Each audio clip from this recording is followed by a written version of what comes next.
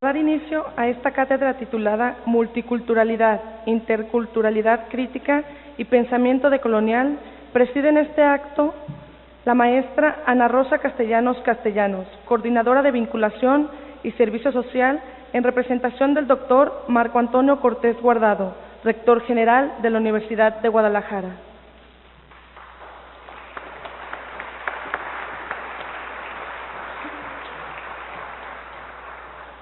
También nos acompaña la doctora Catherine Walsh, directora del doctorado en Estudios Culturales Latinoamericanos de la Universidad Andina Simón Bolívar, con sede en Quito, Ecuador.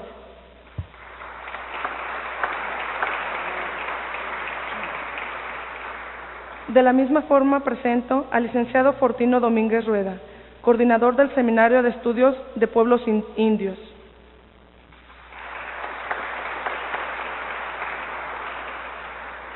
A quien cedo el uso de la palabra para presentar al ponente de esta noche.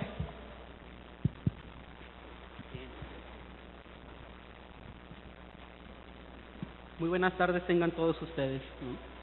El día de hoy, la Universidad de Guadalajara se complace en recibir a la doctora Catherine Walsh, quien se ha caracterizado por ser una de las intelectuales que con mayor seriedad y constancia han tratado el tema de los pueblos indígenas y negros en Ecuador y en América Latina. Por tanto, su presencia en esta casa de estudios nos brinda una excelente oportunidad para conocer a detalle las propuestas teóricas y prácticas que se están elaborando en torno a la lucha de los pueblos indígenas y afrodescendientes. La doctora Walsh cursó la licenciatura en Sociología, la maestría en Educación Intercultural Bilingüe y el doctorado en Educación, Sociolingüística y Psicología Cognitiva en la Universidad de Massachusetts, en los Estados Unidos. Si bien sus trabajos tienen como foco principal los cambios producidos en el Ecuador a partir de los movimientos indígenas, negros y afrodescendientes, esto mismo le ha servido para construir una ventana de reflexión que pone en evidencia la persistencia de las relaciones coloniales de poder. Es en este sentido como la doctora Walsh ha desarrollado una lectura a contrapelo que la ha conducido a la articulación de un locus de enunciación decolonial, mismo que parte del conocimiento, la experiencia y la comprensión de la gente que vive y piensa con, desde y en contra de los legados coloniales del poder. Es justamente a partir de este locus de enunciación que la invitada de esta noche nos decide hablar desde la herida colonial, la cual es clave para superar la suposición de ciertos discursos académicos y políticos, según los cuales, con el fin de las administraciones coloniales y la formación de los estados-nación en la periferia, vivimos ahora en un mundo descolonizado y poscolonial. Desde la perspectiva teórica de la doctora Walsh, esta interpretación invisibiliza las relaciones asimétricas que aún siguen vigentes en el continente. Por ello, es necesario ponerlas en evidencia y, lo que es aún mejor, luchar para su transformación. La delimitación del continente americano como su lugar de interés de investigación no debe hacernos pensar que se están construyendo límites que son infranqueables. Por el contrario, nos alerta respecto a la necesidad de reconocer que la ubicación de América Latina está histórica, geopolítica y epistemológicamente diagramada en un patrón de poder de largo aliento. Es con estas orientaciones teóricas como la doctora Walsh pronto entró en contacto con otros pensadores que estaban explorando el mismo camino. Es de esta suerte como comenzó a participar en el proyecto Modernidad-Colonialidad, proyecto que sin duda ha producido uno de los debates más originales en el pensamiento latinoamericano durante los últimos tiempos.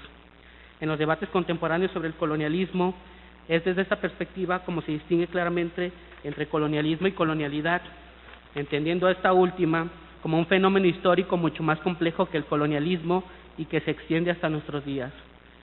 Es en este marco de interpretación como que se plantea la existencia de una jerarquía de poder que posibilita la reproducción de relaciones de dominación, tanto territoriales como epistémicas, las cuales perpetúan la explotación y a su vez subordinan y minimizan los conocimientos, experiencias y formas de vida de quienes somos dominados y explotados.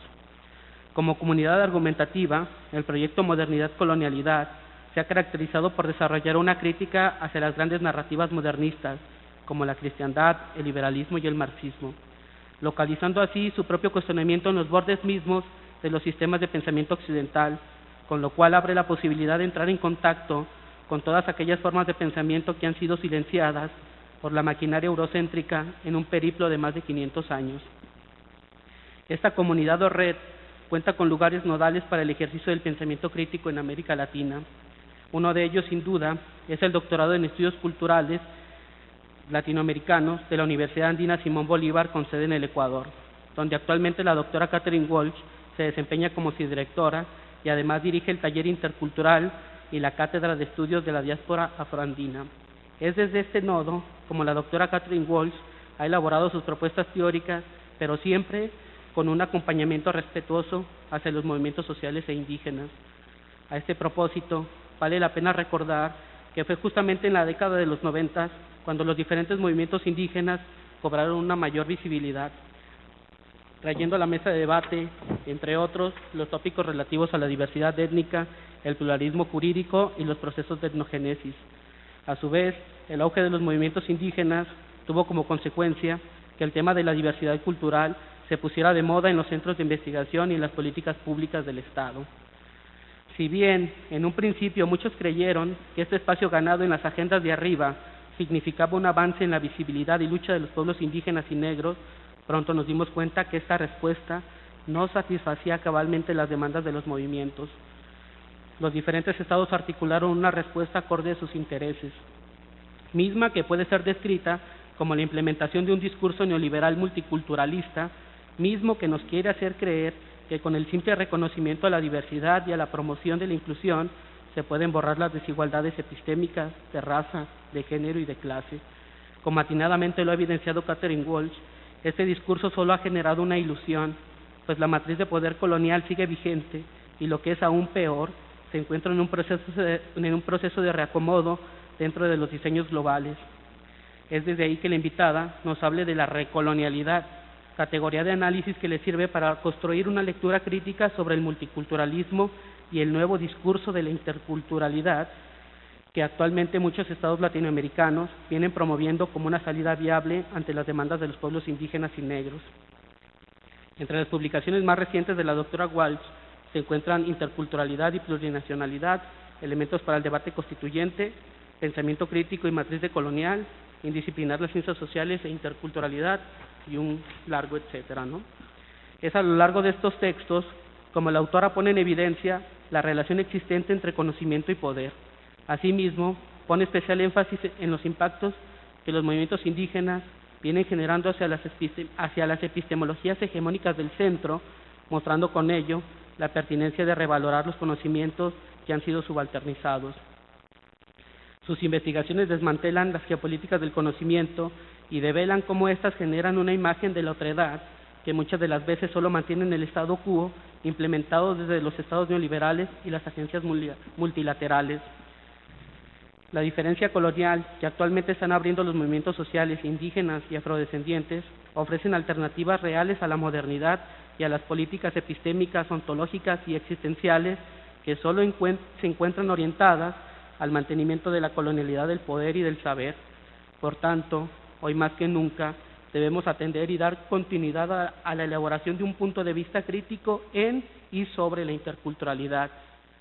Desde la perspectiva de los pueblos indígenas que vemos de manera crítica y luchamos en contra de los designios globales impuestos por los centros hegemónicos del poder, la doctora Catherine Walsh ha sabido elaborar una perspectiva sabia, que de una manera excepcional ha sido capaz de leer lo que sigue e interpretar lo que antecede, para así entender lo que ocurre y poder, por tanto, desmantelarlo. Es en este sentido que las reflexiones críticas de la doctora Walsh se convierten en un elemento de esperanza para la construcción de otros mundos posibles. Por ello, celebramos su presencia en esta universidad y al mismo tiempo queremos decirle: Yuskuroya, Werin Mindao Miomo, Mumu, Itzpastandunca, Yati, Descolonización, Tuma, Atao. Gracias por haber venido a este lugar. Ahora todos nos conocemos y así juntos podremos luchar por la descolonización del mundo. Yuskuroya, muchas gracias.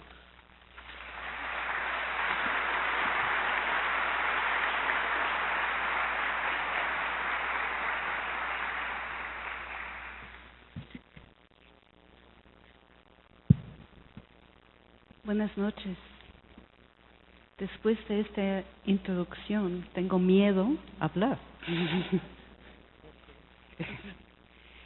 Bueno, antes de nada, quiero agradecer esta invitación tan especial, un honor para mí, la primera vez que estoy aquí en Guadalajara, y tener esta posibilidad de compartir hoy en los próximos 2 días. Un agradecimiento especial a Ana Rosa Castellanos, la Coordinación de Vinculación Servicio Social, Arturo Bedusco, coordinador de la cátedra, a César Díaz, a Fortino y todo el equipo de la UASI.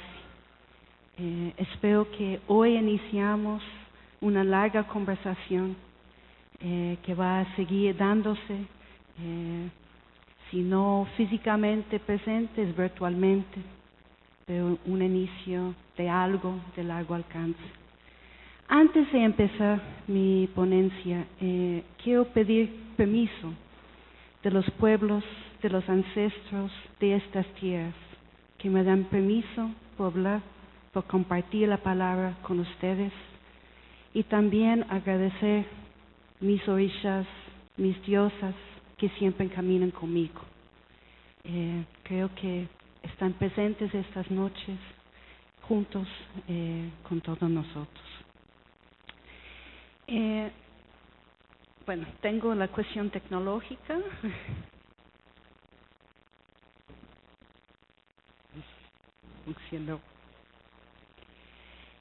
Quiero iniciar con esta cita que viene del preámbulo de la nueva Constitución boliviana, que dice: en tiempos inmemorables se erigían montañas, se desplazaban ríos, se formaban lagos.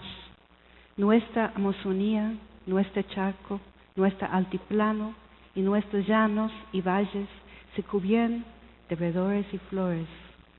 Poblamos esta sagrada madre tierra con rostros diferentes y comprendimos desde entonces la pluralidad vigente de todas las cosas y nuestra diversidad como seres y culturas. Así conformamos nuestros pueblos y jamás comprendimos el racismo hasta que lo sufrimos desde los funestos tiempos de la colonia.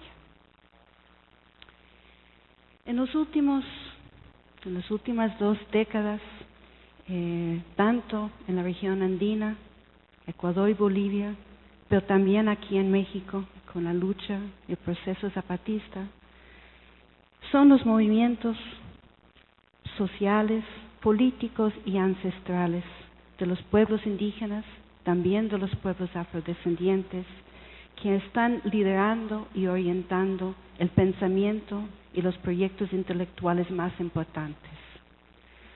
Hoy en día, pienso yo, que no son los proyectos de la izquierda tradicional en América Latina, América del Sur, o los territorios de Abayala, que es este territorio desde Tierra del Fuego del Sur hasta Canadá, de los pueblos indígenas, que están dándonos elementos de conocimiento, de pensamiento, de formas distintas de pensar, que no viene de ningún otro sector de la sociedad, tampoco de la universidad. Son pensamientos y proyectos que encuentran sus raíces en 3 elementos básicos. Uno es en los principios, las cosmovisiones, las filosofías ancestrales de vida, de cómo vivir.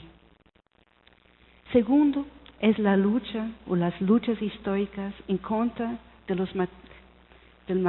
las matrices coloniales imperiales de poder con relación al capitalismo y su proyecto neoliberal. Y el tercer elemento es el deseo y iniciativa a repensar y reconstruir sociedades, y en los Andes también los estados, algo que todavía no sucede aquí en México, tal vez un día va a suceder, por medio de principios guiantes y proyectos políticos de interculturalidad y plurinacionalidad para la sociedad en su conjunto. Es decir, es este pensamiento que emerge de las luchas, particularmente de los pueblos y naciones indígenas de América Latina, que están dándonos todos elementos para reconstruir la sociedad conjuntamente. Es esta insurgencia política epistémica y agencia intelectual lo que subcomandante Marcos ha referido aquí en México como el no, que ya no solo resiste, sino que empieza a proponer y proponerse, que orienta mis reflexiones y intervención esta noche.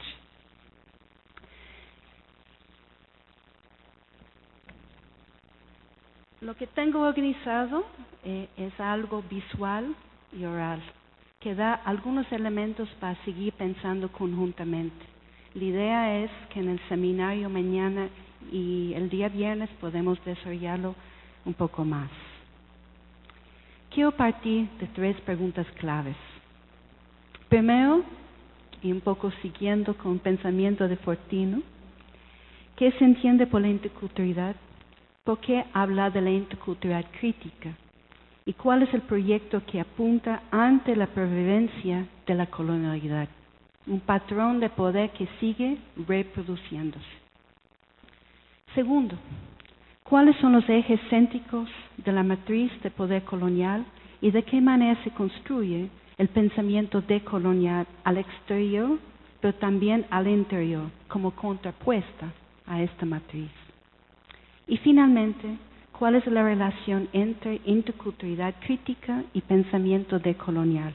Y cómo entenderlo desde el ejemplo concreto de la nueva Constitución ecuatoriana, lo cual voy a mencionar muy brevemente algunos elementos para dar un contexto real de lo que estoy proponiendo.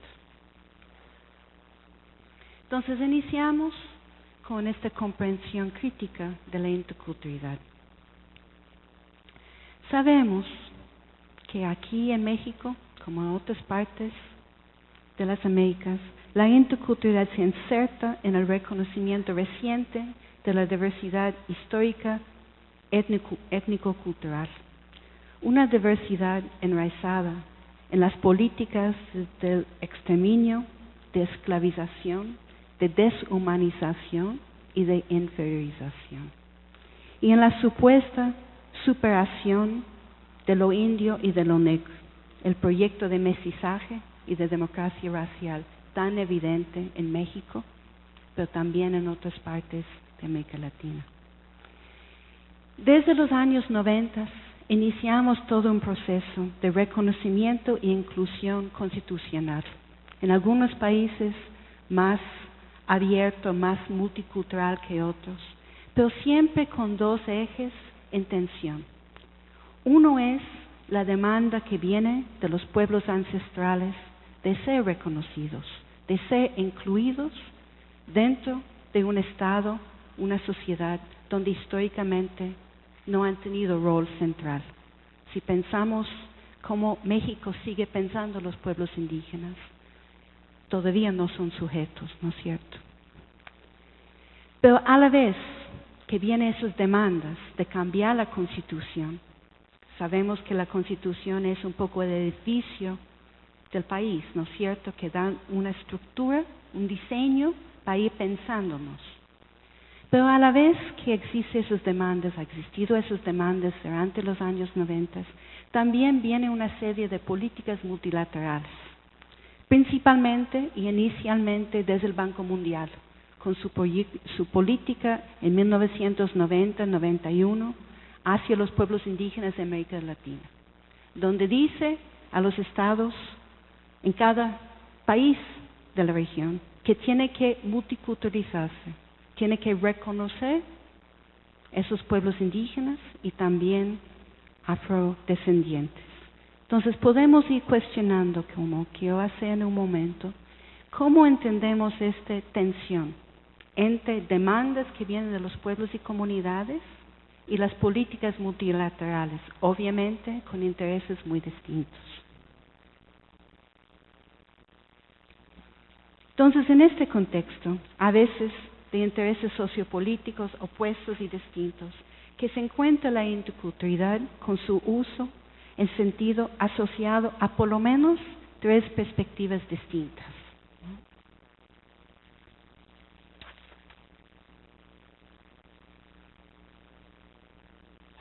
La primera perspectiva es lo que le llamo relacional. En su forma más básica, la interculturalidad se entiende como algo que siempre ha existido en América Latina, ¿no? Lo que pone énfasis en el contacto, en la interrelación, el intercambio entre culturas, entre personas, entre prácticas, entre saberes, entre valores y tradiciones culturales distintos, que podrían darse tanto en condiciones de igualdad como también de desigualdad. Algo que siempre ha existido, parte de la naturaleza de México como país, pero también del resto de América Latina, ¿no? Pero es importante pensar si esta relación intercultural, simplemente entre culturas, puede darse en condiciones de desigualdad como también de igualdad. ¿Eso es el proyecto que estamos apuntando? ¿Simplemente de relacionarnos sin cambiar la sociedad? ¿O la interculturalidad tiene que llegar a algo distinto?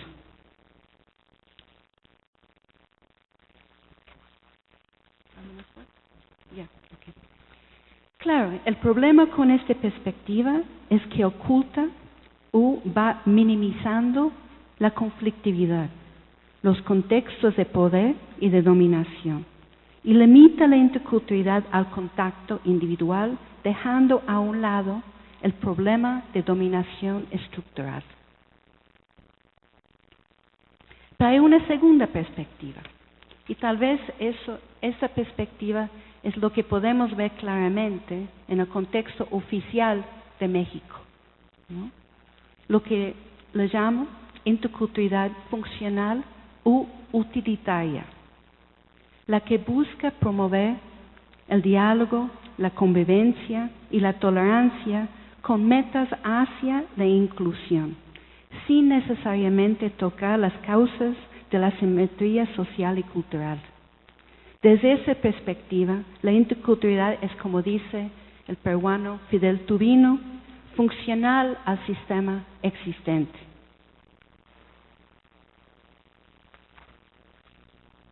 Desde su perspectiva funcional, la interculturalidad es muchas veces entendida como nada distinta a lo multi o pluriculturalismo. ¿Y qué entiendo por eso? Bueno, tal vez de una manera visual podemos pensar lo multicultural simplemente como esta forma de ir añadiendo o sumando distintas culturas a la cultura dominante. Entonces, en este gráfico, el círculo grande es la cultura dominante y vamos sumando a eso a distintas culturas de los pueblos indígenas o afromexicanos, por ejemplo, poniéndolos a su interior. Es decir, que no cambiamos la noción de la sociedad mexicana, simplemente reconocemos e incluimos los pueblos indígenas ahora a su interior, ¿no? Reconociendo como minorías, ¿no? Tolerándolo, incluyéndolos, pero sin pensar el problema de la desigualdad que sigue muy vigente. O a veces, particularmente en América Latina, utiliza la palabra pluricultural, sabiendo que lo multicultural viene en gran parte de Estados Unidos, trasladado a América del Sur, ¿no? Pero lo pluricultural reconoce la convivencia histórica de pueblos indígenas con los pueblos o la sociedad dominante, pero siempre a la margen, siempre en la periferia. Siempre que los pueblos indígenas tienen que acercarse a la cultura dominante, a la cultura nacional. No que la cultura nacional intente repensarse a partir de la diferencia. Entonces, sin tener una relación equitativa, lo pluricultural como lo multicultural no cambia nada. Pero si pensamos de dónde viene esta noción de intercultural funcional, particularmente en los últimos años, es interesante ver su conexión con los proyectos neoliberales y transnacionales. Y básicamente tiene dos raíces. Uno viene del multiculturalismo liberal o más bien neoliberal norteamericano. con su enfoque en la noción muchas veces falsa de la democracia liberal, de la libertad del mercado y de la garantía de la libertad a la diferencia, algo individual. Cada uno supuestamente es igual, pero en la práctica eso no quiere decir nada. Apunta a la tolerancia, a la diferencia y su mercantilización. O sea, como ves cada vez más en países como Estados Unidos, pero también en Canadá, ¿no? La diferencia es algo que vende, ¿no? Pero también últimamente, los últimos 5, 6 años, va emergiendo otro tipo de interculturalidad funcional. Y eso es en el contexto europeo, que intenta separar o dividirse del proceso norteamericano. Y sabemos que eso es parte de la lucha de capitalismo, ¿no? ¿Quién va a tener más peso? ¿Estados Unidos o hoy en día la Unión Europea? Entonces, en eso va introduciendo un elemento central, pero sumamente problemático. Y eso es la noción de humanismo, ¿no? Entonces, hoy día, el interculturalismo europeo parte de un nuevo humanismo de lo diverso, de humanizar el neoliberalismo y la globalización. Los ejemplares muy concretos están en la Declaración Universal de UNESCO sobre Diversidad Cultural de 2005, que habla sobre la noción de desarrollo humano sostenible, sin cambiar las estructuras de la sociedad, sin enfrentar la desigualdad, sino simplemente da un carácter humano a los proyectos neoliberales capitalistas.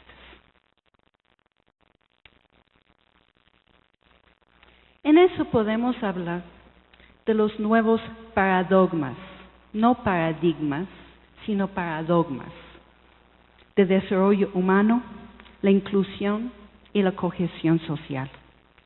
Tal vez pensarlos como cómplices de las actuales geopolíticas del conocimiento que atraviesan las instituciones sociales, incluyendo la universidad. Si pensamos que la universidad, siendo está pensado a partir de una noción universal. Hoy en día, muchos pueblos están hablando de la necesidad de la pluriversidad, no la universidad, como proyecto distinto. Pero en eso podemos ver dos ejes. Uno con relación al desarrollo humano integral y el otro con relación a las nuevas políticas de educación intercultural. Algo que se ve muy claramente aquí en México, con las universidades interculturales oficiales, ¿no? Y como también el proyecto de pensar la educación intercultural supuestamente para todos, con un currículo, un conocimiento que no cambia nada, la noción de la sociedad en su conjunto. Entonces, brevemente, quería mencionar un poco más sobre esta noción de desarrollo humano integral, porque me parece que es un nuevo discurso y, como dije, paradigma que a veces suena muy bien y es muy fácil ser cooptado por ello. Lo que habla en su discurso es mejorar la calidad de vida para el ser humano a escala individual y social, potenciando la equidad, el protagonismo, la democracia, la protección de los recursos naturales, el respeto a la diversidad étnico-cultural. Suena bien, ¿no es cierto? Pero lo que parte es la noción que cada individuo contribuye al desarrollo de la sociedad y que los individuos pueden lograr superar el desarrollo limitado. Es decir, el problema de la pobreza, de falta de desarrollo, etcétera, en América Latina, no es la estructura, sino es el individuo. Entonces, si trabajamos en este individuo, va superando su condición y vamos mejorando las condiciones, ¿no? En eso, la noción de inclusión, de cohesión social, apunta claramente una interculturalidad funcional, que es funcional al sistema, a la noción de bienestar individual, de la modernidad, la competitividad, de nuestra cultura occidental. ¿Cuántas veces aquí en México, como también en otras partes de América Latina, escuchamos hoy día la gente decir, nuestra cultura occidental, ya somos parte del occidente, asumiéndolo, ¿no? Y con la noción igual que vamos superando esos problemas cuando asumimos esta noción del occidente y la experiencia del norte, de este norte global. O sea, para ustedes están en la frontera con Estados Unidos, pero también la influencia cada más grande en América Latina de la Unión Europea con sus intereses también. Esta noción de administrar los conflictos, así dice las políticas hoy en día de entidades como PNUD, como UNESCO, como el Banco Mundial, como BID y como otra entidad que se llama Aerosocial, que es un tipo de convenio entre la Comisión Europea, con PNUD, con CEPAL y con el apoyo de BID, ¿no? Con mayor financiamiento en 3 países de América Latina, México siendo número 1, Brasil 2 y Colombia 3, financiando gobiernos nacionales y gobiernos locales con proyectos de desarrollo humano integral con este enfoque, de gestionar la diversidad para que no sea fuente de amenaza e inseguridad. Así dice literalmente sus documentos, ¿no? Pensando cómo evitar, cómo bajar este conflicto que viene, según esas entidades, de los pueblos indígenas. Cómo controlamos los pueblos indígenas para que no lleguen a ser una amenaza de seguridad nacional bajo esta estrategia.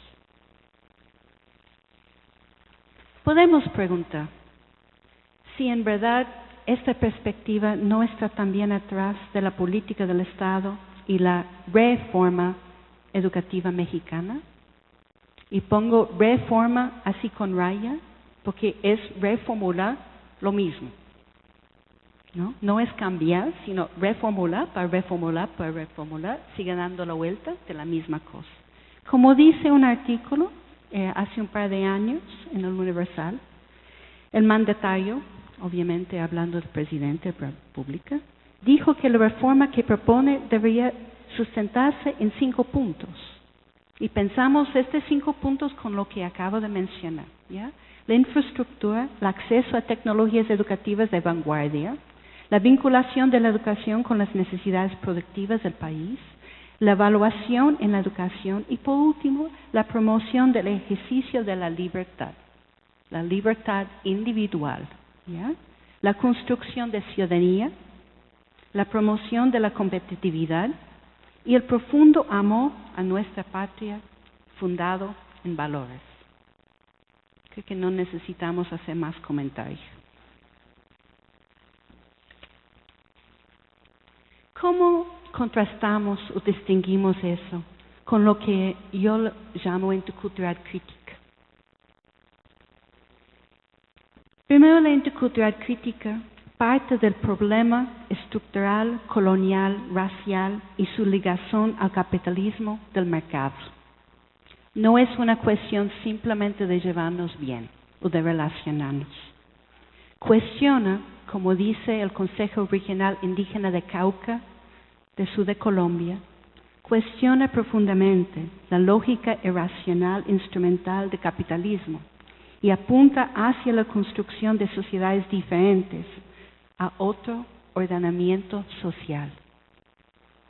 Similarmente, como dice la CONAI, la Confederación Nacional de Pueblos Indígenas en Ecuador, la interculturalidad implica la transformación radical de todas las instituciones sociales de la sociedad, incluyendo el mismo Estado. Requiere cambiar esas estructuras, las instituciones y relaciones sociales y trabajar hacia la construcción de condiciones distintas, no simplemente de relacionarnos, sino de estar, de ser, de pensar, de conocer, de aprender, de sentir y de vivir. En eso, la intercultural crítica es un proceso y proyecto político, ético y epistémico, propuesta inicialmente desde los movimientos indígenas de la región andina. En Ecuador, la interculturalidad no viene del Estado, no viene de las entidades multilaterales o transnacionales y tampoco viene de la academia. Fue introducido a finales de los 80 como un proyecto político de cambiar la sociedad, no simplemente para los pueblos indígenas, sino para el conjunto de la población. Desde esa perspectiva requiere esta transformación de las actuales estructuras, pero también de crear relaciones horizontales, interétnicas, a través de nuevos ordenamientos sociales, políticos, epistémicos, pero también de reexistencia. Así intenta romper con la historia hegemónica de una civilización, cultura y poder dominantes para construir relaciones, articulaciones y condiciones de poder, de saber, de ser y de vivir distintas. La intercultural crítica no existe. Es algo por construir. Es un proceso continuo, ¿no? De múltiple vía y siempre en condiciones horizontales y de igualdad. ¿Cómo conecta esta perspectiva de la interculturalidad con lo que le llamamos la matriz de poder colonial?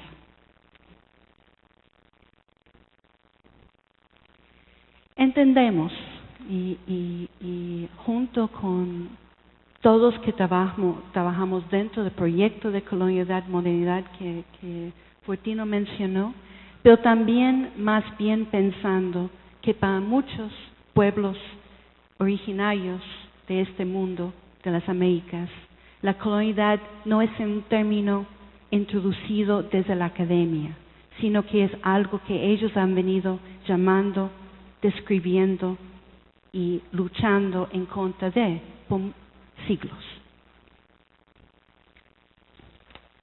Pero si pensamos en una forma que cómo esta conecta con la noción de raza, es decir, raza no como una cuestión biológica, sino como un uso de instrumento de poder, de racializar la población. En este sentido, todos estamos racializados. No es una cuestión de cómo racializar simplemente los pueblos originarios o los pueblos afrodescendientes, sino también los blancos, los mestizos, los criollos, también viven y son parte de un proceso de racialización que históricamente y aún hoy en día tiene fuerte relación con el sistema capitalista. Entonces ahí quiero explicar un poco qué quiero decir con eso, con el capitalismo, con el corazón. Si pensamos con Aníbal Quijano y otros que han ido concretando qué se entiende por esta colonialidad del poder, podemos mencionar 3 ejes y ahora yo voy a añadir un 4º eje distinto. La colonialidad del poder es este uso que me mencioné hace un momento de la idea de raza como patrón de poder y de clasificación social jerárquica, con el blanco encima, normalmente el blanco europeo o estadounidense como modelo ideal, y siempre como hombre. Es importante pensar cómo el género también juega en eso, ¿no? El mestizo ahí por medio y la manera que se va blanqueándose mejor, ¿no? Y siempre el indio y negro en esta escala más baja. El indio y negro siendo palabras, identidades inventadas, ¿no? Antes del proceso colonial, los pueblos originarios, nadie se llamaba indio. Eso es una palabra impuesta, una manera de homogeneizar los pueblos, igual con los pueblos afrodescendientes, de llamarlos negros por color de la piel y no por cultura, ¿no? Es una manera de negar a la gente. Pero eso va operando con lo que le llamamos la colonialidad del saber.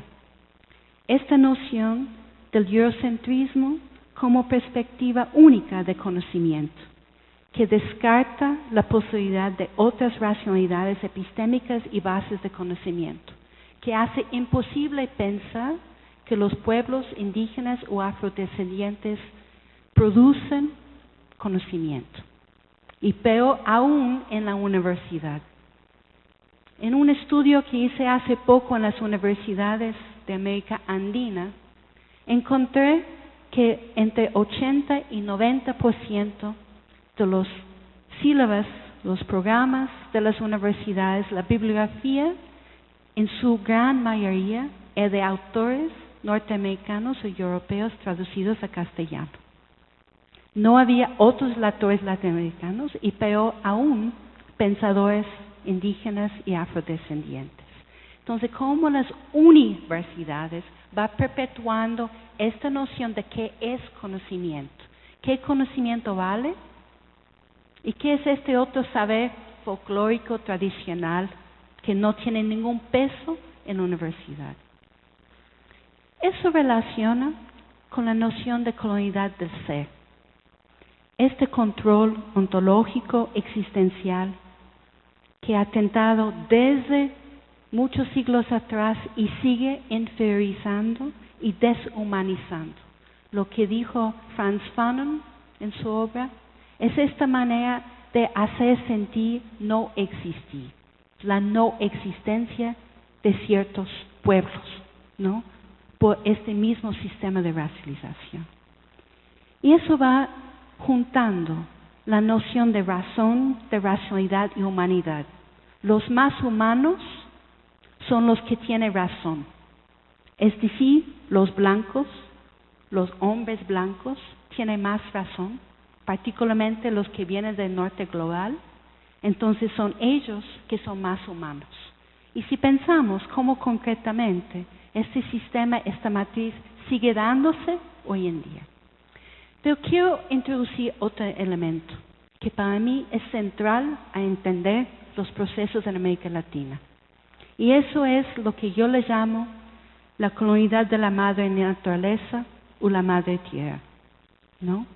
Esta manera sistemática, histórica, de crear una división binaria entre naturaleza y sociedad, es decir, el ser humano como superior a la naturaleza, y de negar y destruir cosmovisiones y esta ligación entre los mundos biofísicos, humanos y espirituales, es decir, los sistemas de vida que nos hace caminar con los ancestros, que son tan centrales, la relación entre tierra, territorio, identidad, vida, espiritualidad, conocimiento, de ser, de saber. Hoy en día todavía, para muchas comunidades, tanto pueblos rurales, indígenas, campesinas, pero también en las mismas ciudades, los procesos migrantes, esos elementos son centrales. Entonces, para mí, la comunidad de la madre naturaleza se va juntando, ¿no? Como una base, esta comunidad del saber, del ser y del mismo poder. Y tal vez eso es lo que tenemos que combatir más fuertemente. Y pensamos en el papel de las instituciones políticas sociales modernas en eso, la Iglesia, el Estado, la educación, incluyendo, como dije, la universidad. ¿Cómo entender el pensamiento decolonial con relación a esta matriz? Obviamente implica, por un lado, siempre poner en visibilidad, en consideración, la presencia y pervivencia de esta matriz.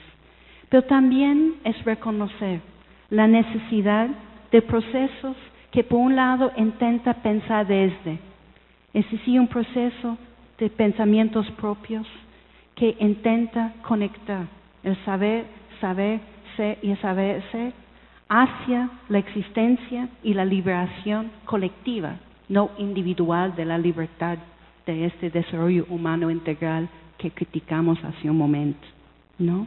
De pensar la relación entre praxis y pensamiento.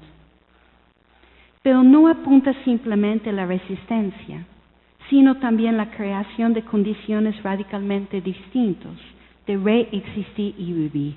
Y en eso hay una necesidad también de pensar con, ¿no? Es decir, pensar desde, con y junto, conjuntamente. De pensar nuestro rol, para quienes que no somos indígenas, de pensar conjuntamente con esas luchas, de no simplemente estudiar sobre ellas, sino de entrar en un pensamiento interepistémico de pensar conjuntamente, ahí construyendo un nuevo sentido plural de razón, de humanidad y de liberación.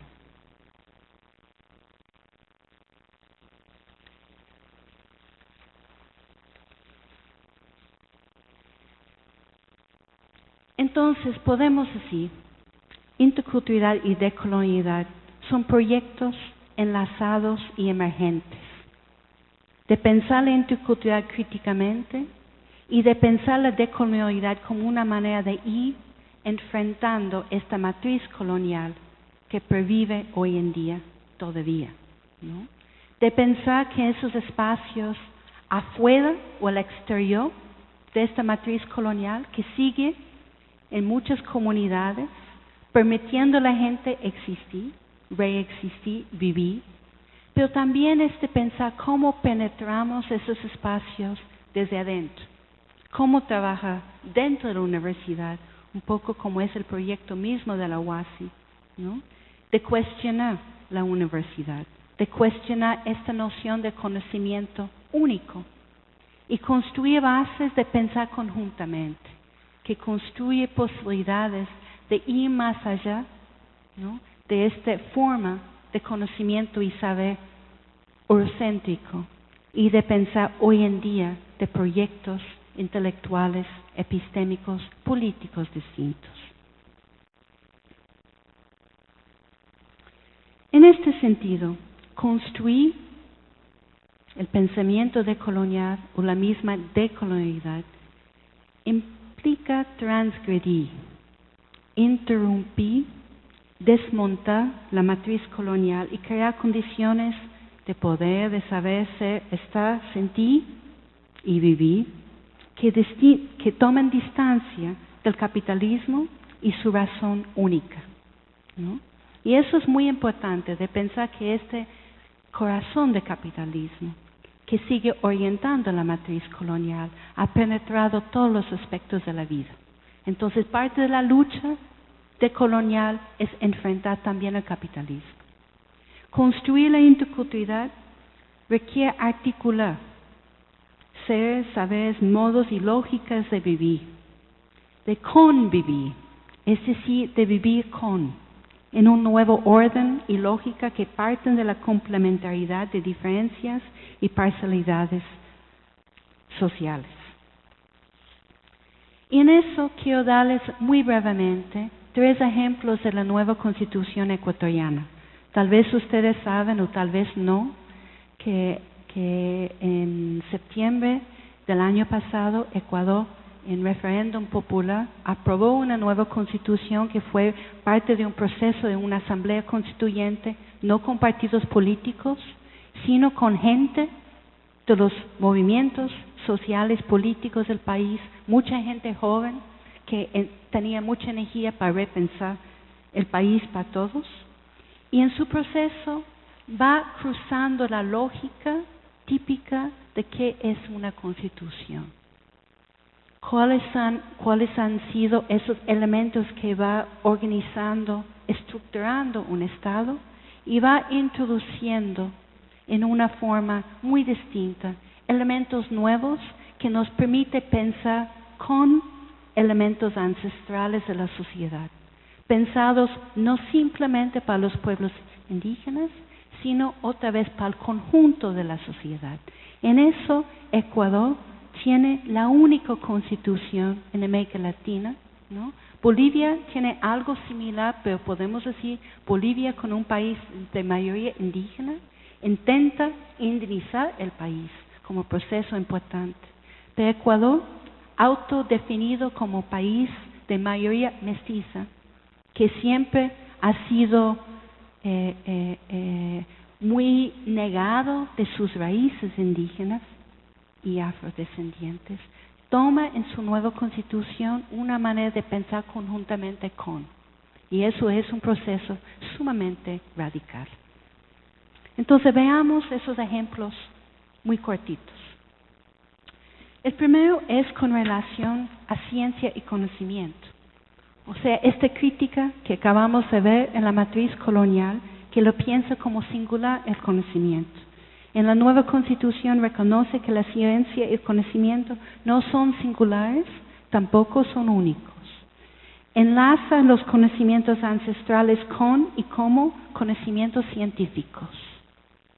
No son conocimientos simplemente tradicionales, sino conocimientos científicos que vienen de otra lógica, relevantes para todos.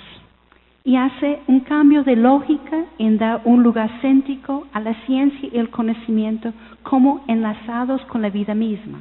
Y como dice la Constitución, ser responsabilidad del Estado potenciar los saberes ancestrales para así contribuir a la realización del buen vivir, lo que le llama en quichua el summa causa, escrito literalmente así en la Constitución. Segundo, es los derechos de la naturaleza. Lo que dice en su artículo 71, la naturaleza Upachamama, donde se reproduce y realiza la vida, tiene derecho a que respete integralmente su existencia, el mantenimiento y regeneración de sus ciclos vitales, estructuras, funciones y procesos evolutivos. Es decir, la naturaleza es sujeto de derecho. Es el único país en el mundo que reconoce eso. ¿Y de dónde viene? Viene de las cosmovisiones y filosofías de los pueblos indígenas, ahora asumido para el conjunto de la sociedad ecuatoriana. La naturaleza tiene el derecho a la restauración. Hace así interculturalizar y decolonizar la lógica y racionalidad dominantes y también cartesianas, pensando con conceptualizaciones indígenas y afrodescendientes de la madre naturaleza o la madre tierra. Y el tercer ejemplo es del summa causa o buen vivir.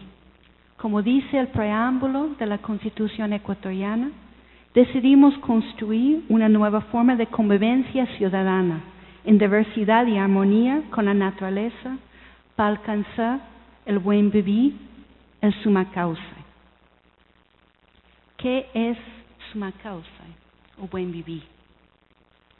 Es un concepto que viene de los pueblos quichuas en su mayoría, pero si uno piensa en todos los pueblos indígenas del mundo, hay esta noción de qué es vivir bien, qué es buen vivir, que no es vivir mejor que el otro. No es tener más, como hace pensar el sistema capitalista, sino es vivir en armonía, ¿no? Con relacionalidad y complementariedad, ¿no? En eso, la correspondencia, la complementariedad, la reciprocidad y la relacionalidad son elementos centrales, ¿no?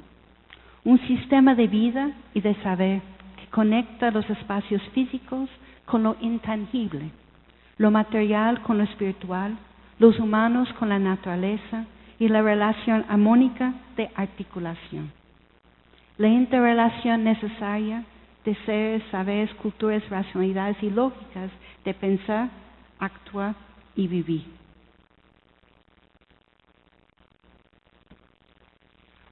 Es una visión y condición basadas en la comunión de humanos y naturaleza, la totalidad espacial, temporal, armónica de existencia, las que orientan cosmovisiones, filosofías y prácticas de los pueblos de Abayala y los descendientes de la diáspora africana. Es una nueva conceptualización como política pública, respuesta a la urgencia de un contrato social radicalmente diferente, una alternativa al capitalismo y la cultura de muerte que es parte del proyecto neoliberal. Summa causa está presente en 75 artículos de la Constitución. Es el eje transversal de toda la Constitución ecuatoriana, incluyendo elementos tan centrales como agua, como alimentación, como cultura y ciencia, como hábitat y vivienda, como salud, como educación, como trabajo, como derechos legales, como territorialidad, como economía, como participación, como integración latinoamericana, entre muchos otros. Es decir, es un esfuerzo epistémico, ético, social, cultural y económico de repensar el país desde otra visión y cosmovisión de que es posible en mundos tan rígidos, tan controlados por el sistema capitalista, que nos hace pensar que no hay algo distinto, que no hay una alternativa. En ese sentido, la interculturalidad, la decolonialidad y esta noción de bienestar o está bien colectivo va despertando desde luchas ancestrales nuevos horizontes y diseños históricos, éticos y existenciales de Estado, de sociedad, que pretenden pensar, actuar y construir con algo que en la historia de países como Ecuador jamás ha sido posible antes. Tomando distancia de esos modelos uninacionales, monoculturales y occidentales, moderno-coloniales de Estado, sociedad, pero también de razón.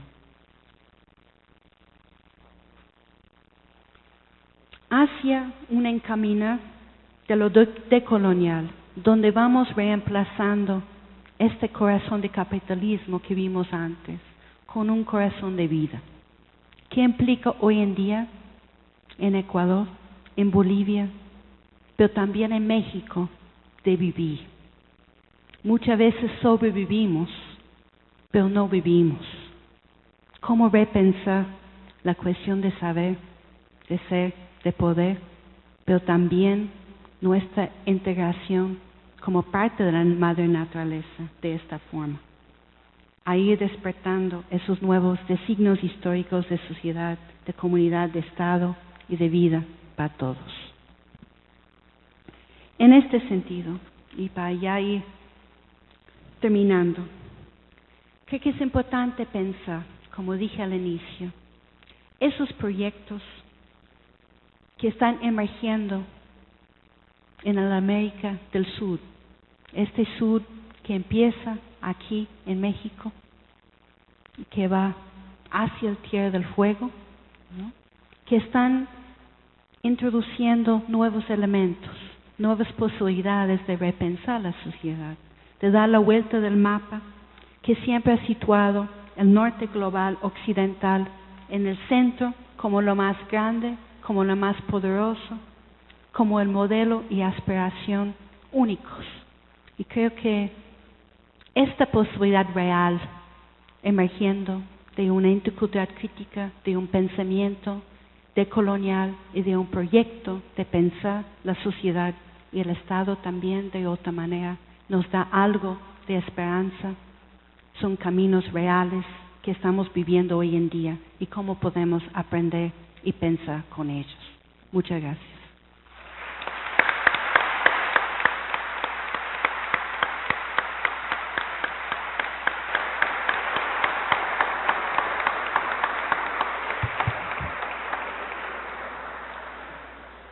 Agradecemos la participación de la doctora Katherine Walsh.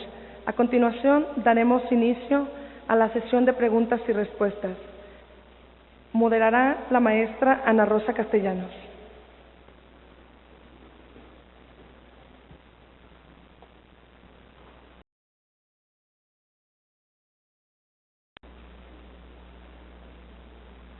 Hola, buenas noches. Miren, mi pregunta es esta.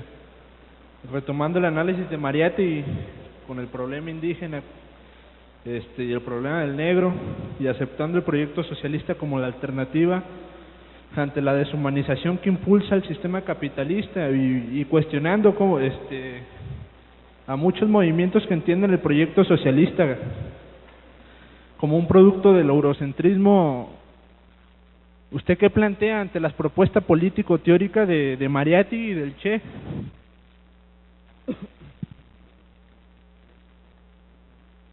Si por favor pasan el micrófono hacia acá para otra pregunta, acá al frente.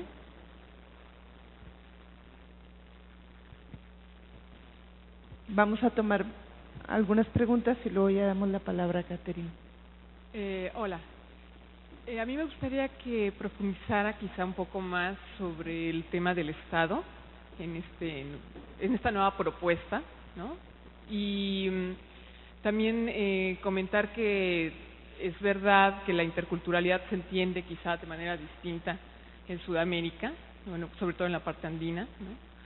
Pero también hay teóricos que para quienes la interculturalidad sigue siendo un modelo liberal, ¿no? De cultural liberal. Entre ellos Luis Tapia, ¿no? El boliviano Luis Tapia, ¿no? Para quien de cualquier modo este concepto contradice, ¿no? A los mismos movimientos sociales, ¿no? En los países andinos.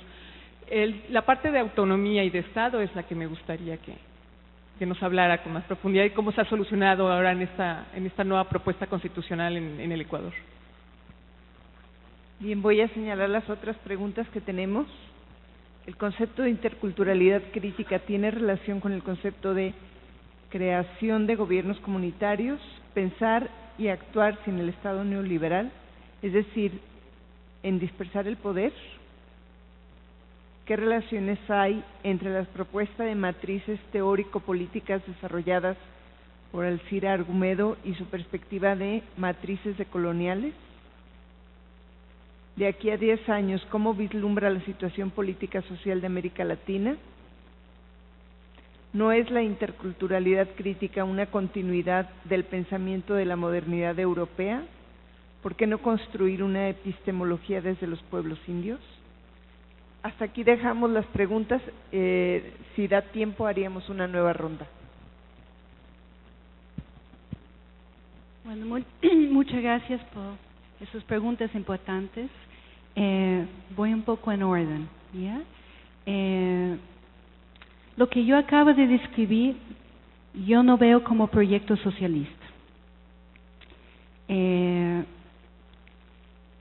un debate hoy en día que es socialismo del siglo XXI, que Rafael Correa, el presidente de Ecuador, Hugo Chávez en Venezuela, a veces el mismo Evo Morales, se identifica con una noción de socialismo del siglo XXI.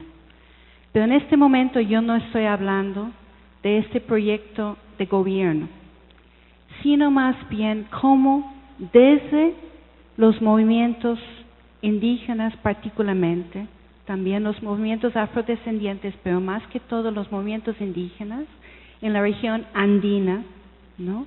Ha venido emergiendo elementos que nos permiten repensar la sociedad, que va más allá de la propuesta de Mariátegui, de Che y de otros. Podemos decir que en el caso de Mariátegui, por ejemplo, con su pensamiento sumamente importante en su tiempo, pero una de las cosas que poca gente sabe de Mariátegui es sus escritos sobre los pueblos negros. Entonces, lo que él decía es que los pueblos indígenas o campesinos, porque su noción era de una lucha de clase, ¿no es cierto?, y de pensar el campesinado, ¿no? Desde los pueblos campesinos podían contribuir a repensar la sociedad peruana o de América Andina en su tiempo. Pero él dijo claramente en sus escritos que los pueblos negros no ofrecían nada, que eran los más bárbaros, los más salvajes, y aunque uno podía sí rescatar algo en los indígenas y campesinos, en los pueblos negros no.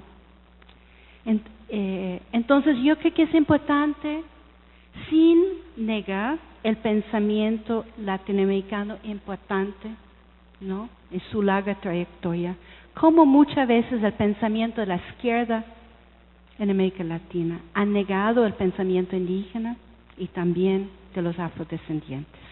Ha sido otra vez un pensamiento particularmente masculino, ¿no?, y desde los grupos blanco-mestizos, ¿no?, con cierto nivel de poder económico en la sociedad, con un nivel de escucha, que la gente le escucha a ellos, ¿no? Entonces creo que lo que estamos enfrentando hoy en día es algo sumamente distinto. Si uno ve de cerca los procesos en Bolivia, como también en Ecuador, hay una emergencia que viene desde los movimientos indígenas y no desde los intelectuales de la izquierda, ¿no? En Ecuador, desde los principios en los 90 con el gran levantamiento indígena, fue el movimiento indígena que empezó a cuestionar la noción del Estado. Ningún sector de la izquierda ha tenido este poder de crítica o de pensamiento distinto. Entonces creo que es importante pensar cómo hoy en día este pensamiento emergente de los movimientos, típicamente llamados movimientos sociales, ¿no? O movimientos indígenas, que son movimientos epistémicos, intelectuales, con un proyecto político, pero un proyecto de pensar distinto que nos sirve para todos y que va mucho más allá de lo que ha ofrecido hasta el momento la izquierda tradicional. En ese sentido, con Luis Tapia hemos hablado mucho de eso, inclusive él estuvo en Quito hace un mes, y él también en el contexto boliviano, como en cada país el contexto de debate de lo intercultural ha sido distinto. En Ecuador, como mencioné, la interculturalidad viene del movimiento indígena, no viene de otra parte. En Bolivia fue introducido por ONGs y luego por el Estado. Entonces, por eso hay un cierto nivel de escepticismo de su interés. Sin embargo, la nueva Constitución boliviana habla de un Estado plurinacional y intercultural. Entonces, los debates en la Asamblea Constituyente en Bolivia, como también en Ecuador, es cómo pensar lo plurinacional y intercultural juntos. Eso permite ir más allá de esta interculturalidad neoliberalizante o funcional, ¿no? Esos debates vamos a discutir un poco más, con más detalle en los seminarios en los próximos 2 días. No quiero alargarme mucho en eso, pero creo que es importante pensar que este nuevo camino de repensar el Estado es un camino que muchos que hemos pasado muchos años criticando el Estado, jamás pensaba que iba a ser posible. Yo personalmente siempre negaba hablar del Estado, porque eso es el enemigo.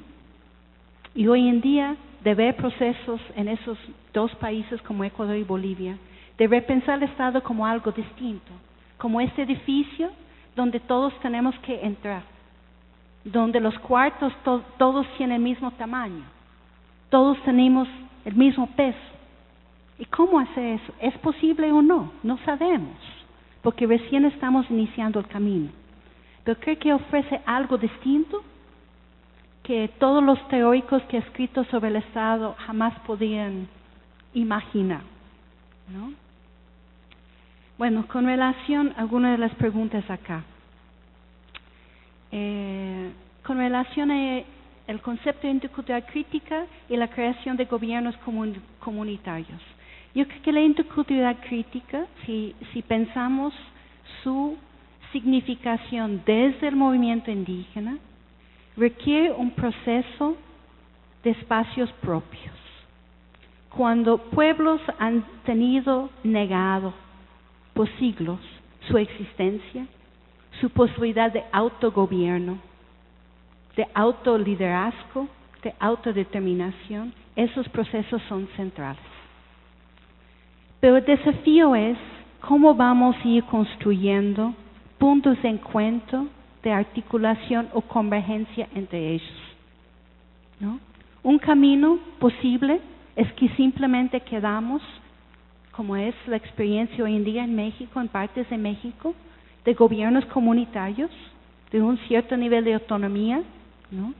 Sin pensar en el conjunto de México con esas articulaciones, ¿no?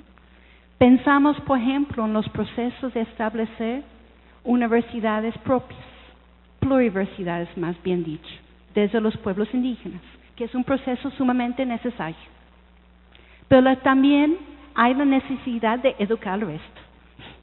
Entonces es como pensar desde ambos lados, de pensar desde lo propio, de fortalecer lo propio, de dar todo el derecho a lo propio, pero también de este otro paso de pensar con. Y eso muchas veces es lo que no sucede. Y yo creo que si pensamos la intercultural crítica, no simplemente como algo de los pueblos indígenas, sino responsabilidad y tarea de todos nosotros, tenemos que pensar cómo iniciamos ese proceso en distintas partes.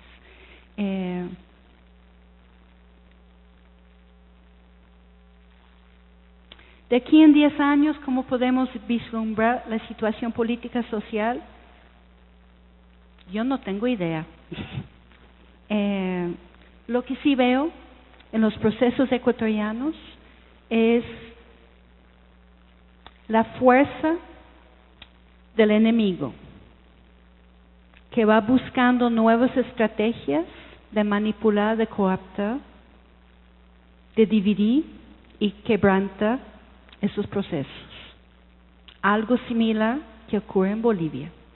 Es decir, que simplemente ganar una nueva constitución no es nada suficiente, sino el proceso de construir ahora el proyecto real es un desafío tan enorme y que entidades nacionales, transnacionales, busquen cada vez más sus estrategias de incidir, que muchas veces son estrategias que ni podemos ver, ¿no?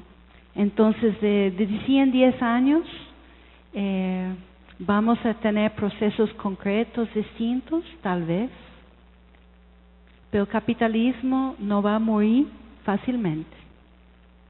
Entonces, yo creo que lo que viene encima es mucha lucha y tal vez muchas lecciones. Y en eso es muy importante el diálogo entre países. México y Mesoamérica muchas veces queda muy dividido que la región andina. Y yo creo que de construir esos puentes de diálogo son sumamente importantes, de pensar conjuntamente y no como pueblos con realidades históricas distintas, pero a veces muy compartidas. ¿Algo más?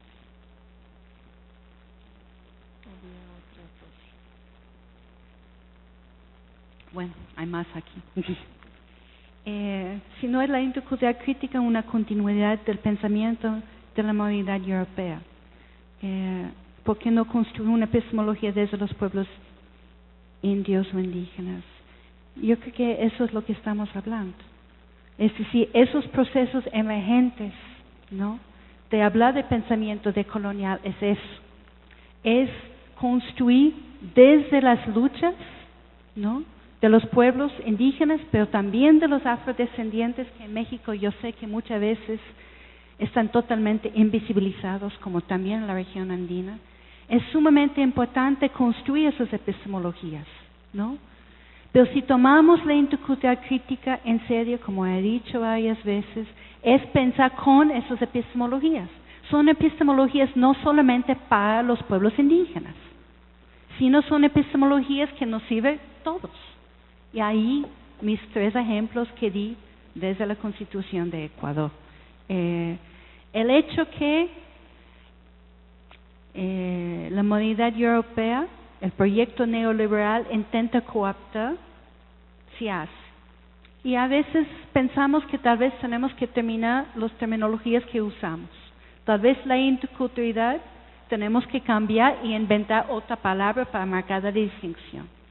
Pero para el momento, hasta que la gente encuentre otra palabra, para mí, añadir la parte crítica es marcar una distinción radical con esta cuestión funcional y relacional, ¿no? Tal vez no es suficiente. Y tal vez ya dentro de 1 año, 2 años, 5 años, la interculturalidad crítica también va a ser cooptada. Eso es parte de la lucha, ¿no? Eso es por eso que esta matriz colonial se va dando vueltas y recolonizándonos. y siempre tenemos que estar con los ojos abiertos frente de eso.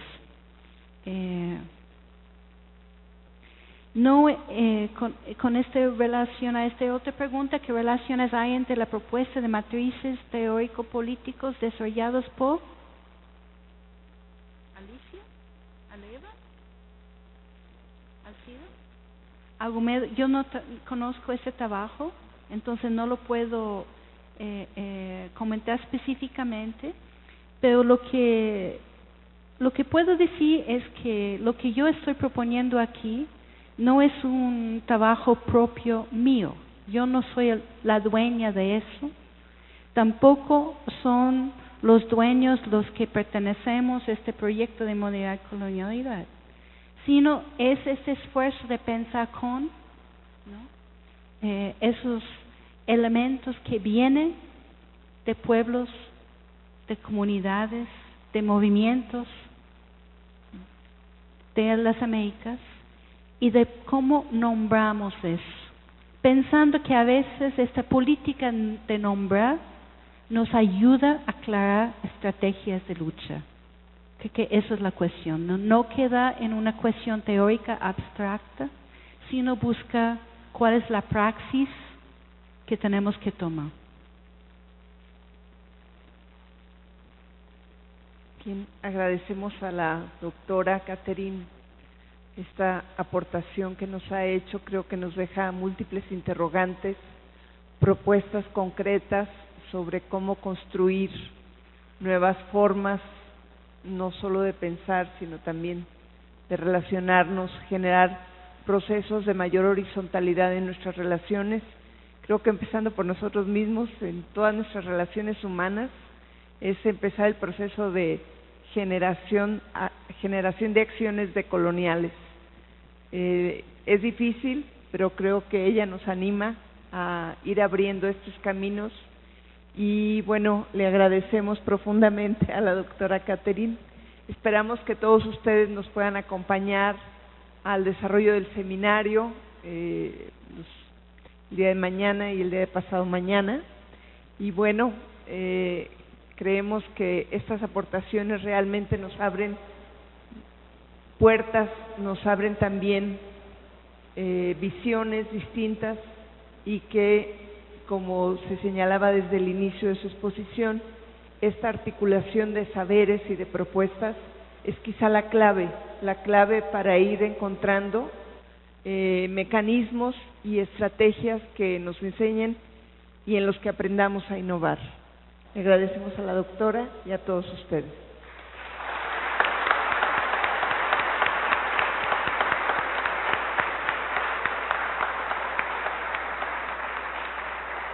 Agradecemos la presencia de los miembros del Presidium, al igual que la de todos y cada uno de ustedes. Muchas gracias y buenas noches. Les informamos también que a partir del miércoles 11 se hará entrega de las constancias en la Unidad de Apoyo a Comunidades Indígenas, con Gerardo Valenzuela. Buenas noches.